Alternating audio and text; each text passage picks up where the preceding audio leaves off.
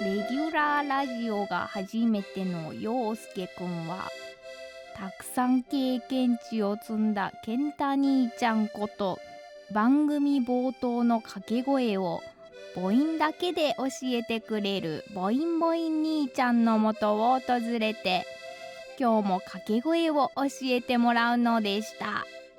母音母音兄ちゃん。オレオレオレオレ We are the champ。 兄ちゃんご機嫌ですね。まあだいぶご機嫌だね。まあ調子いい。今そろそろワールドカップやってんだぞお前。いやまあそれはそうだけどさ、もうぼちぼち町内会のイベントの季節なんだよ。まあでも楽しみだな。実はその人手が足りてなくて、おおそれ大変だな。そうちょっとね実行委員が足りないんだからやってほしいなと思って。オレオレオレオレ We are the champ。 いやいや無視しないでよ。無視しないでよ。お前だからワールドカップやってるっつってんだろお前、参加したらお前会議で見れなくなるだろお前。そんなの。いやまあそうね、忙しかったら見れないけど、まあでもやることまだ決まってないから、まあみんなでサッカー観戦とかもまあやろうと思えばできるかもよ。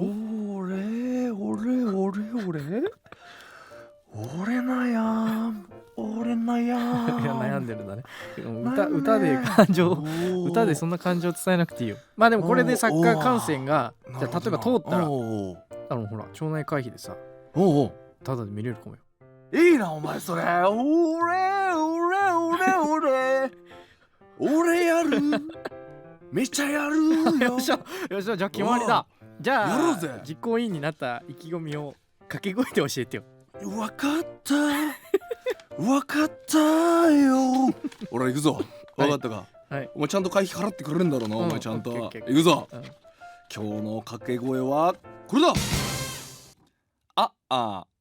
4I O アンアエ4I O アンアエ。わかったか。これで番組を勢いよく始められるはずだ。陽介頑張ってな。陽介さんまもなくです。お前もう番組始まるんじゃねえか。3秒以内にさっき教えた掛け声を叫ぶんだ。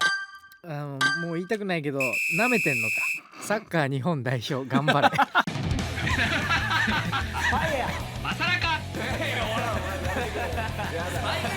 マサラカ飲みすぎ。いや飲んでないんだよ。スパイエアマサラカスパイエアのマサラカ。時刻が夜8時30分を回りました。スパイボーカル陽介とドラムの健太です。この時間からは僕の出身地である福岡から日本中世界中に発信していく番組スパイのバサラカお送りしていきます。いやちょっと最近舐めすぎだよね。本当に分かりやすいな。本当になんか結構続いてるよね。陽介がさ3週連続ぐらいこれで。これボインボイン兄ちゃん本当に出禁になるよこれ多分。もうすぐシンシン姉ちゃんが緊急帰国ですよ。一回挟んでもいいかもね。本当に。ということで現在、FIFA ワールドカップ2026開催中です。はい。6月12日から開幕して、日本は現在オランダ戦チュニジア戦を終えてグループ F での戦いは残すところ、6月26日金曜のスウェーデン戦を残すのみとなっています。キックオフは日本時間の朝8時、決勝トーナメント進出への大事な一戦になるのでみんなで応援しましょう。とはいえ、収録日本日がオランダ戦の直後です。見ました？見てないです。ですよね。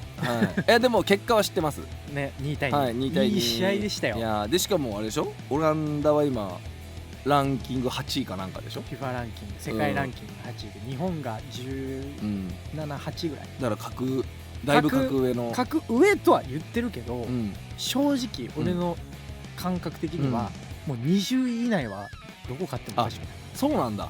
まあだから結構変動するってこと。だって10何位かのイタリアワールドカップ出てないしね、予選で敗退して。そうなんだ。そういう感じ。じゃあそこに絶対王者はいるの？その中でも団子の中でもまあ強いと言われてるのはフランス、アルゼンチン、スペイン。まあよく聞くところですね。でヨーロッパに関しては2年前にヨーロッパ選手権ユーロっていうのがあって、でそれでスペインが優勝してる。なのでまあ今のところヨーロッパではスペインが1位みたいな。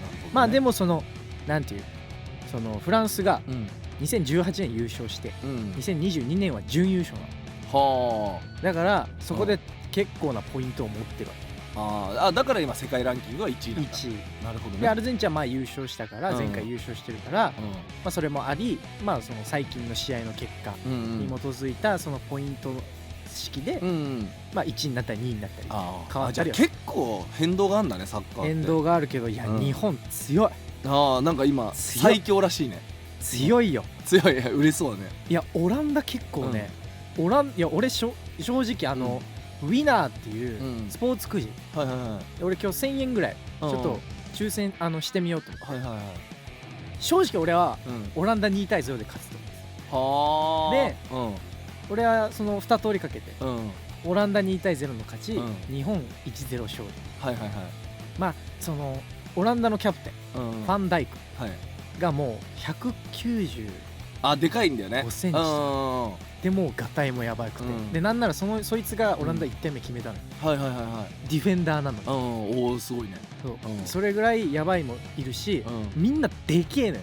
へえ。じゃあもうフィジカルが結構もうそ強いんだ。うでけえこれいやでもめっちゃそのボール回しはうん日本めっちゃいいし、うんオランダも結構焦ってうん勝たなきゃいけないじゃん日本は、うん。そうね。勝たなきゃいけない。ない相手、はいはい。でもなかなかその攻めきれないあでまあその攻められた時にもうその空中戦はやっぱ強い。うんでもだからいやこれ空中戦勝負じゃねえよなとうん思って、それを友達と朝 LINE しながらサッカー見てたんだけど、うんそれを話してた12分後にうんヘディングでうんしかもそのファンダイクっていう選手のマークを剥がしてうん決めたから、はいはいはい。日本強いなと思って、このすそのごいね。今まではもう戦えることすら無理だった、なるほどね。ああいうその空中戦で、はいはい。だからフィジカルがもう明らかに負けてフィジカルがる上がところってるし、だよね。うん。あとその平均身長も前まで170代だったのよ、はいはいはい。もう今180代だからでかっ日本も。そうなんだ。すごいね。まあでもその次のね、スウェーデン戦は、はいはいスウェーデンもかなり長身であ、ギョケレシとイサクが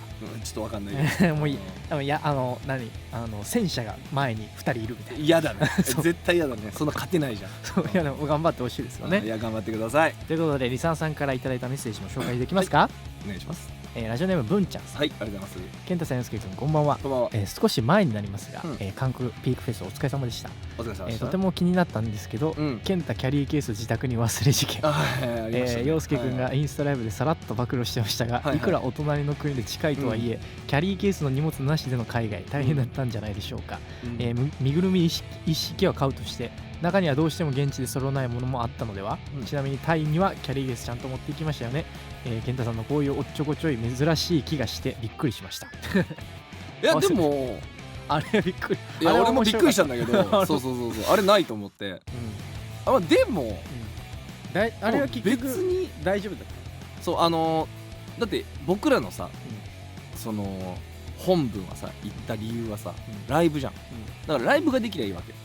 だから僕はステージに立つ上で必要なものさえ揃ってればよかったかたら、そのパスポート忘れたとかさ、うんそういうことじゃないから、まあ、キャリーケースぐらい、たかがキャリーケースぐらいっていう感覚だからさ、着替え入れてたぐらい。そう着替え入れてて、まあ、パンツないなぐらいの話だったんででまあ韓国だからさ、まあ、パンツはあるだろうなと思ったし、どっかに、まあ、買えばいいかぐらいの気持ちだったんで、別になんかなかったね、キャリーケース忘れて。正直なくても別にいいもん。うん、なんなら俺キャリーケース持って行ってなかったしね。そうそう、まあ、結構韓国ぐらいだったらみんな持ってこないといけないね。リュック一個でさうん十分じゃん。そうそうそう。タイは俺さすがに持って行ったな。買い物する買い物がね、と思ってだろうね。でも結構ケンタ T シャツ買ってたよ。はい。買った。でそれこそケンタに教えてもらった古着屋に行って俺もうん、買ってたよそうね。 T シャツ買ったりしたし。 5、6枚買った気がする。来ましたなんか入れて。もう一回行きます楽しかった。ラジオネーム中椎さん、はい、ありがとうございお二人は一日の睡眠時間どのくらいですか？ます。ほうほ私は1日6時間は取りたいと思ってます。う。仕事の日は朝6時半に起きるようにうんアラームセット、0時半には寝るようにしてるんですが、最近アラームが鳴る前に目が覚め時計を見るとまだ5時半、それからまた寝ようと思ってゴロゴロしても寝られず、結局そのまま起床時間を迎えています、どうしたらいいと思いますか？これはあれじゃない、まず寝る時間を11時半にすればいいんじゃないだった確かにね、ら。うん。それもあるけどそうじゃないかな。だってもう起きちゃうんでしょこレム睡眠ノンレム睡眠のサイクルが90分だよね。れ確かなんかそんな話よね。だから6時間とかちょうどいいっうんてことでしょ？だからこのさ、俺ゴロゴロしてるゴロゴロするっていうところが気になるんだけど。ゴロゴロしなきゃいいじゃんそう走ろ筋トレしようその1時間。とか歩くとかね、そうそうそう。散歩するとか、で11時半にして寝るの。11時半に寝て5時半に起きてそう1時間散歩して、そう散歩するなり走るなり筋トレするなりしてで仕仕事に行く。結構パフォーマンス変わると思う、これでそう全然変わると思う。もうその出社の時点ではバキバキ切ってるわねそうもうバッキバキに仕事できる状態だからね。もうはい今から動けますみたいな状態だから、やっぱアクティブに行きましょう、それがいいと思うな。番組では皆さんからのメッセージまだまだお待ちしています。メッセージの送り先はすべて小文字でバサラカ@fm福岡 .jp basaraka@fm福岡 .jp もしくは FM 福岡ホームページにあるメッセージ応募フォームから番組名スパイのバサラカを選択して送ってください。番組実況も大歓迎です。 X でハッシュタグバサラカをつけてポストしてください。それではスパイのバサラカこの後夜9時までお付き合いよろしくお願いします。スパイエアのバサラカ。お送りした曲はスパイアで Just Like This 2025よりプライドオブライオンズでした。それではこちらのコーナーに参りましょう。友達の話なんですけどこのコーナーは皆さんの周りにいる友達から聞いたことを送ってもらうコーナーです、僕らは決していやそれあんたの話だろうなんてことは言いません、ぜひ友達から聞いた恥ずかしい話を教えてください。ということで届いてますよ、ラジオネームサクピカ満月さん。はい、ありがとうございます。健太千介さんこんばんは。こんばんは。いつも楽しいお話をありがとうございます、はい。今日は繁忙期すぎてついやらかしてしまった友達の恥ずかしい話を聞いてください。その友達は、年の約半分が繁忙期でずっと忙しいなそれ。毎年その時期は心も体も余裕がない毎日を送っていました、中でも最盛期は残業休日出勤もあり、社内にいる時はほぼほぼ PC に向かいデスクワーク、トイレの個室がほっと一息つけるそんな場所になっていました、そんなある日の午後ふと眠気と疲れを感じた友達は気分転換も兼ねてトイレに行くことにしました、個室に入り用を足ししばし休憩。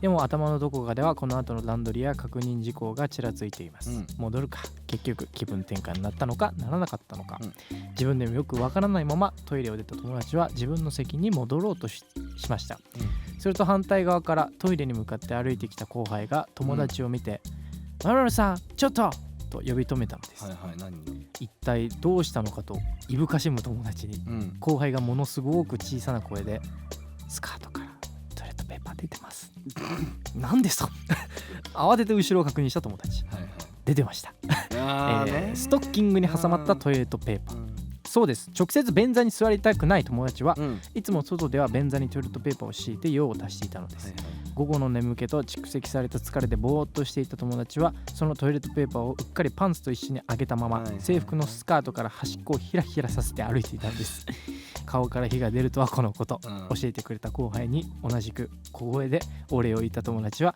光の速さでトイレに戻ってトイレットペーパーを流し、無事それ以上の恥をかかずに済んだそうです、それからというものの出先で洋式トイレから出る際は異常にパンツ周りを気にするようになった友達の話です。これは俺もあるよ。本当？そう、俺の場合はちょっと違うんだけど、割愛しますけどちょっと汚くなるんでそういうこと一回俺もあったけど、いやでもこれね良かったと思うべきだと思う。どうして？だってこの後輩が言ってくれた一言で後輩にだけその事実を知られただけじゃん。でここで後輩が、いやこれ言えねえなっつって言わなかったらまず会社の人全員に、ペーパーが出てる。そう、知られたかもしれない。かつ、その事件以降自分はどこのトイレに行っても、すごいその周りを気にするようになったわけじゃん。ちゃんとねするようになった。でこの事件がなかったらあなたはもっと恥ずかしいところでこれをやっていたかもしれない。確かにね。だこれの一件があったから、あなたはもうこれ以後、その恥をかくことはない。確かにね、いいきっかけにいいきっかけ、皆さんもねこれお気をつけくださいってやつですね。これはいい教訓ですこれは。続いて、ラジオネーム二郎さん。健太さん、陽介さん、こんばんは。こんばんは。友達が高校を卒業して間もない頃の話です。高校卒業後間もなく高校の友達 T ちゃんから王くんが連絡を取りたいと言ってきたので連絡先を教えてしまった、ごめん、と連絡がありました。王くんとは高1の時に T ちゃん経由で知り合った大学生で、ちょっといい感じになり何度か2人で遊んだ後、なんか違うなぁとごめんなさいをした人です。なんで今更なんのよ、うんと思いざわざわしていると、うんしばらくして家の電話が鳴りました。うん電話に出ると王くんが就職してこっちの方に引っ越してきて思い出して連絡してみたほとのこと。それで今自転車で家の前まで来たんやけど出てこれんと。う怖っ。時間も遅かったし友達はちょっと怖くなって無理と言いました。うんしかしその後も、彼氏はいるのか、車はどれか、ピッチ持ってない、ピッチってだから携帯電話だね、PHS 当時の、とか聞いてくるので、なんとか早く電話を切りたいと思った友達はとあることを思いつきました。ほ一番仲良しの A ちゃんにピッチからこっそりメッセージを送り、ううん家に電話をかけてもらってうんキャッチ、これ割り込み通話ね、今でも携帯あるけどね、うんはい、が入ったら切るねと言おうと。はい早速 A ちゃんにメッセージを送るとすぐ電話がかかってきましたが、今王くんと話しているコキではなくうんピッチの方にかかってきたのです。はいはいはい友達はピッチを持ってないと嘘をついていたので、うんこれは王くんにね、うんだから携帯持ってないよって言ってたけど携帯の音が鳴っちゃったと、はい友達からの電話で焦り、王くんにちょっと待っててと急いで保留ボタンを押してピッチに出ました。はいそこで A ちゃんに実はこれこういう理由で電話切りたいから家の方に電話して、うんと言いピッチを切ってうんさあ王くんの電話に出ようとコキを見た瞬間、はいあれ保留ボタンを押したはずなのに保留ボタン点滅してない、はいはい、もしかして繋がったまんま。うん友達は恐る恐る言いました。うんもしもし。うん王くんはちょっとキレ気味に、うんそんなに嫌やったんやね、言ってくれたらよかったのに、じゃあねと友達は気まずすぎてうわうんとしか言えず電話は切れました。はい保留ボタンを押したつもりが押せてなくて A ちゃんとの会話が筒抜けだったのです。はいはい王くんには嫌な思いさせてしまったけど、それからしつこく連絡など一切あるわけもなく、まあこれでよかったのかもと思ったそうです。はいそれ以来友達は保留ボタンは確実に押せているかしっかり確認するようになったとか、お二人も保留ボタンにはご注意くださいと。いやこれ王くんがちょっとやばいそうね、王くんがちょっとやばいね。でこれ多分まだ家電が終了の時の話ですね。ね。家の電話がまあ各家庭に必ずあった時代の話でござこいうます。かなりだって気持ち悪いね年下の子よそうね、王くんからしたら高1の時に大学生大学生だから、でだか高校卒業して間もない頃に就職ってことだからまあ3歳か4歳は上だよね。 4歳ぐらい上うんってことでしょそうね、これちょっと王くんやばいね。王くんやばいねこれまあ逆に良かったんじゃないこれ。で俺でなんかね王くん怖い。嫌なやつだねまあ嫌なやつだし怖いよね。繋がっここまでされるとててその会話聞いたら俺多分切っちゃうもんあそうね、嫌だったんだ嫌だったんだって。わかるわかる。でもそれは、ねそれをわざわざ言う感じねそうね、これ嫌だね。これねいますよこういうやつ何かの火がついてるよ。これいますよいるねいるこういうやつ。俺の先輩にいたんだよ一人大丈夫それ。地元のねだから大丈夫って聞いてんの今。でその人も言ってたの俺その人は仲良かったからその人が言ってたのは、いやーなんかそうやって環境変わると、年下の子で絡みあったら生きやすいんよな、あーなるほどね。そうはいはいはい。まだその人にとっては、俺は先輩っていうまあいるね。立場を使えるわけなんですよ、はいはいはい。だから多分うまくいかない時とか、そういう新しい環境すぎて、はいはい。そのまあちょっ人間関と不安だしね係が、そうまだ構築できてない、でも寂しいとか、はいはいはいはい。ちょっと恋愛がしたいとか、そういう気持ちがあったりすると、やっぱあの時ってそういう絡めるそのまだ年、話ができるしね。もう今はもう無理じゃん。何話してんのか全く分かんないじゃん。いやまあでも話しかけたらもう犯罪だと俺は思ってるからいやそうでしょ。いやそうね。16歳とか17歳に俺が話しかけに行ったら犯罪でしょ。もう完全にダメでしょ。それをその光景見てみたい。やばいでしょ。あいつやばくねってなるから。あいつやばい。そうそうそういうだから危機感もねまあ薄いからね多分このぐらいの年齢だとね。そうなんですよ。で高校この二郎さんの友達の方もね、意外とそのまだ先輩っていうあれが残ってて、まあちょっとごめんってしてしまったってことは多分なかなかなやつだと思う。そうね。王くんが王くんがだいぶなかなかそのさ、だってあの時ってさ23個上でもさすっげえ大人に見えるじゃん。見える。ですっげえかっこいいよく見えるし、すっげえ綺麗に見えるじゃん。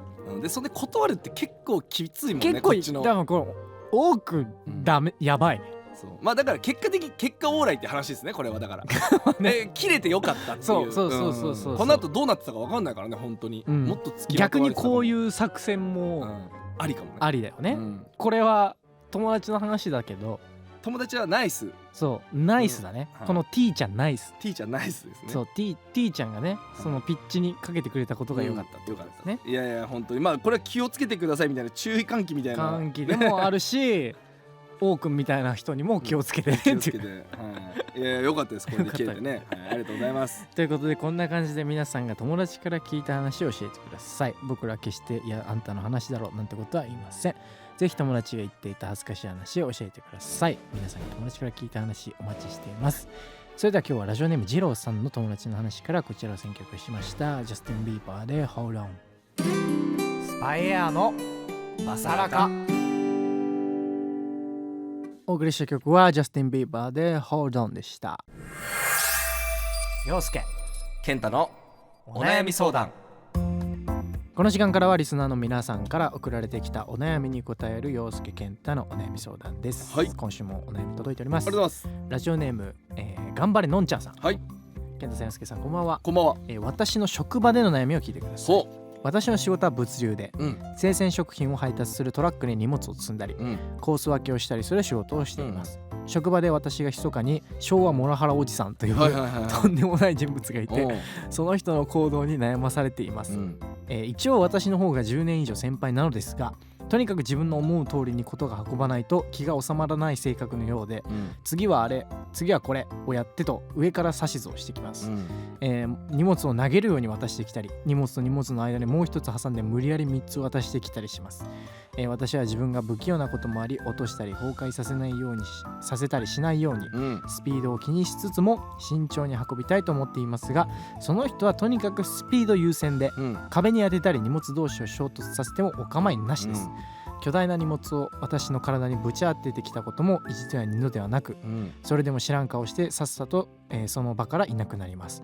なるべく関わらないように離れて仕事をしていますが、どうしても接してしまうこともありとても嫌です、多分この人の乱暴な物言いと態度のせいで戦力になりそうだった有望な新人が2人辞めています、会社はとてもホワイトで届けを出せばいくらでも休ませてくれるので、とてもライブに行きやすく、私は辞めたくありません、どこにでも自分と合わない人は存在すると分かっていますが、毎朝会社に行くのが憂鬱です、ケントさん、ヨスケさん、こんな危険人物にはどう接したらよいでしょうか。いやむずいねこれは。会わなきゃいけないところで会う人で、まあでも成功法で行くなら会社に言うだよねまず一つ、悩みを根本的に解決する方法としてはこのおじさんがいなくなることだ、そういやそうだもん。いやそれしかないんだよ、やっぱこういう人って。こういう人はしかも変わらないしね。そう変わらないから自分のやり方だもんね、そうだからもしくはもうなんかそういう荷物を、お客さんからクレームが何回も入って、それを扱ってるのがこの人だったっていう、まあ、映像なり何回あると思うから監視カメラとか、そういうので紐づいた時にやめるのを待つ、いやまあね、だから成功法が一番いいと思うけどね、会社に何とかしてもらうっていうのが。まあね、もうしょうがないよもう。そうだからまあなるべくもうやってると思うけど遠ざけて、接さないようにしつつ、接してしまうときは、もうなるべく自分が傷つかないようにことを運ぶか、真正面からぶつかり合うかその人と、いや真正面からぶつかるというよりかは、もう接するときに、ああ世話しないかわいそうな人だなみたいな、そうね、蔑む軽蔑する、まあそれでね自分の心が守れるなら全然それでいいと思う。